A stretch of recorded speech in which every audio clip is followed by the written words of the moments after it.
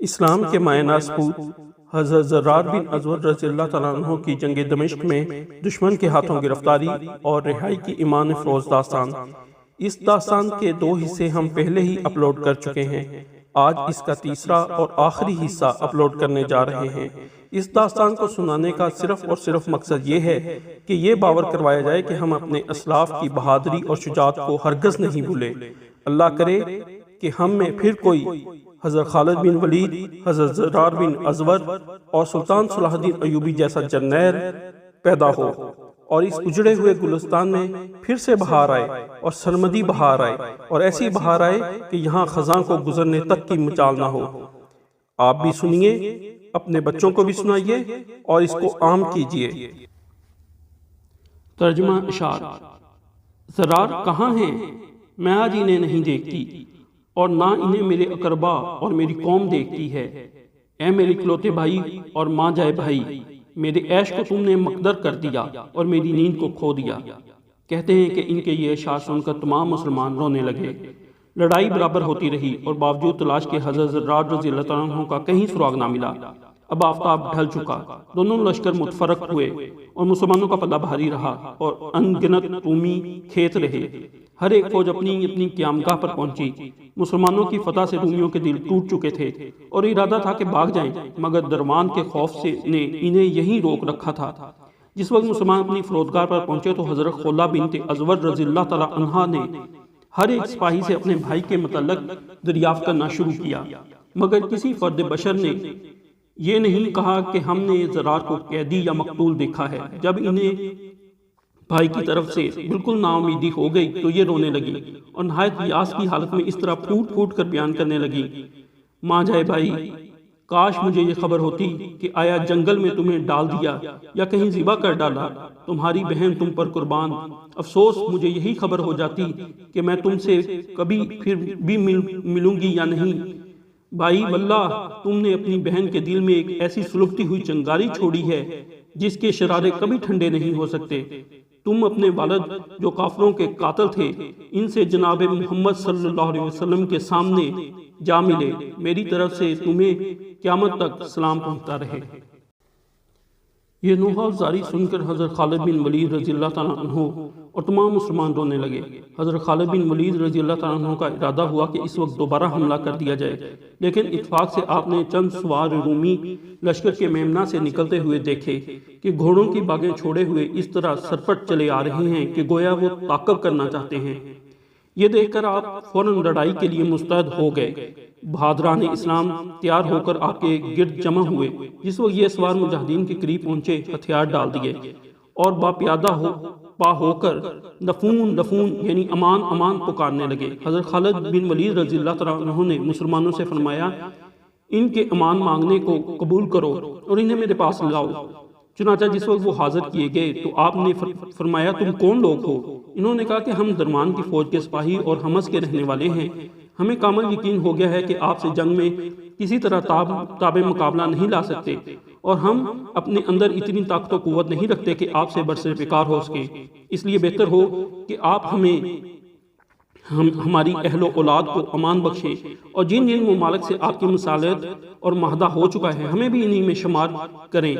صلح کے معاوضہ میں جتنا مال آپ طلب کریں گے ہم دینے کو تیار ہیں، اور جس قرارداد اور اصول پر ہماری اور آپ کی صلح ہوگی ہمارے ملک کے دوسرے باشندے بھی سرموان سے تجاوز نہیں کر سکتے۔ آپ نے فرمایا: جس وقت ہم تمہارے شہر میں پہنچ جائیں گے صلح وہاں ہی ہوگی، یہاں نہیں ہو سکتی۔ البتہ تم اس وقت تک ہمارے ساتھ رہو جب تک خداوند تعالیٰ جل مجدہ ہمارے دشمن کے درمیان کوئی فیصلہ جو ان کو منظور ہو نہ کر دیں۔ اس کے بعد آپ نے انہیں حراست میں لے لینے کا حکم نافذ فرمایا۔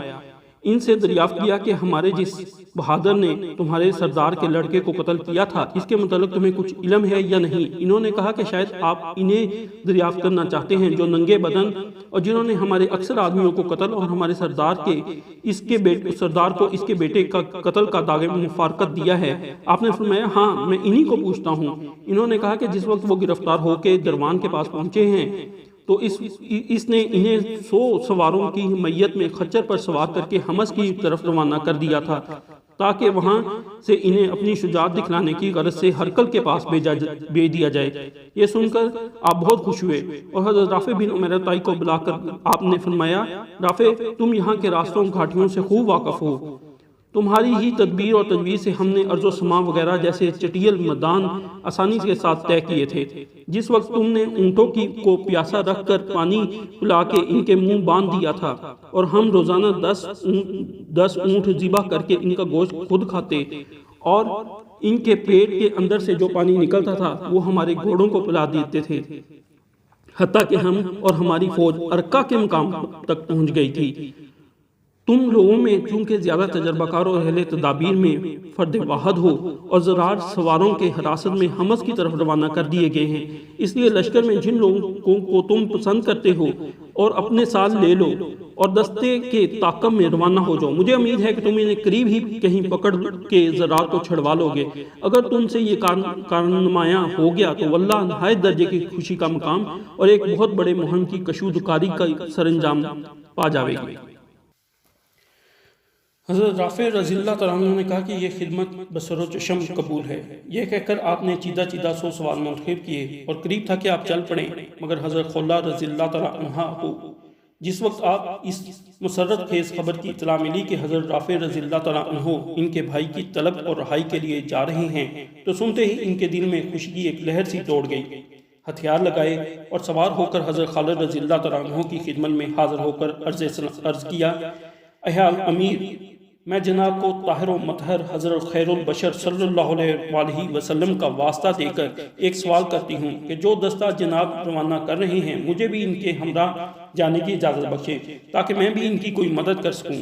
یہ سن کر آپ نے حضرت رافع بن عمیر طائی رضی اللہ تعالیٰ عنہ کو مخاطب کر کے فرمایا، تم ان کی شجاعت و بہادری سے خوب واقف ہو، انہیں بھی ساتھ لے لو۔ حضرت رافع بن عمیر طائی رضی اللہ تعالیٰ عنہ نے انہیں بطیب خاطر اپنی ساتھ لے لیا اور چل دیے۔ حضرت خولہ رضی اللہ تعالیٰ عنہ نے مسلمانوں کے پیچھے پیچھے چل رہی تھی اور دستہ فوجی قواعد کے متحد قدم بڑھاتا ہوا آگے آگے چل رہا تھا۔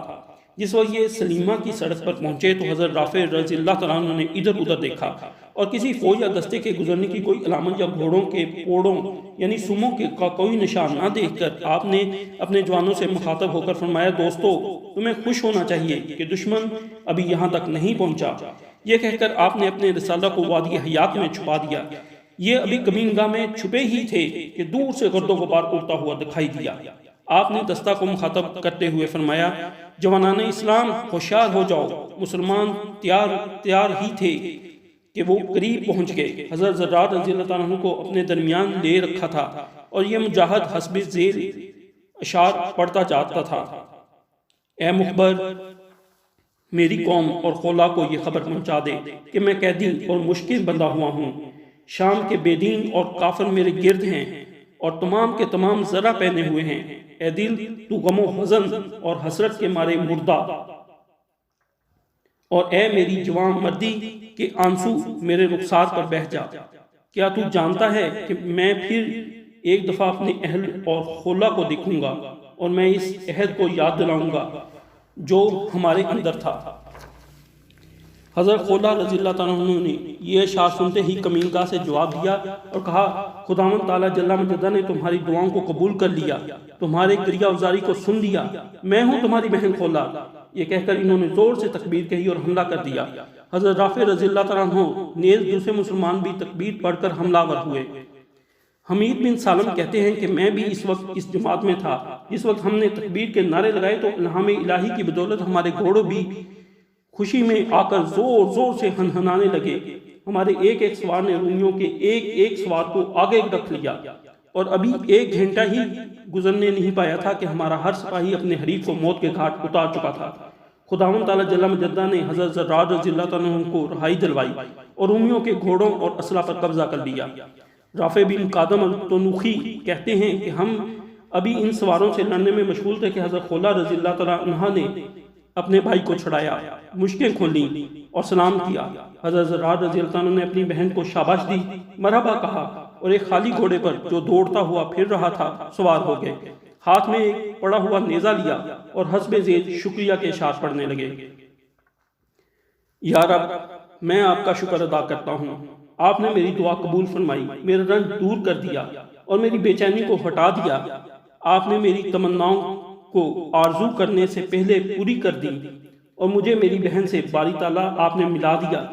میں آج اپنے دل کو اپنے دشمنوں سے تسکین دوں گا۔ واقعی کہتے ہیں کہ حضرت رافع بن عمیر طائی کا یہ دستہ حضرت زرار رضی اللہ تعالیٰ عنہ کو چھڑانے کے بعد مال غنیمت اور گھوڑے وغیرہ جمع کرنے میں مصروف ہی تھا کہ اچانک ہی رومی حضرت خالد بن ولید رضی اللہ تعالیٰ عنہ سے ہزیمت کھا کے بھاگے اور گھبراہٹ میں کچھ اس طرح بھاگتے کہ اگلوں سے پچھلوں کی طرف مڑ کر بھی نہ دیکھا۔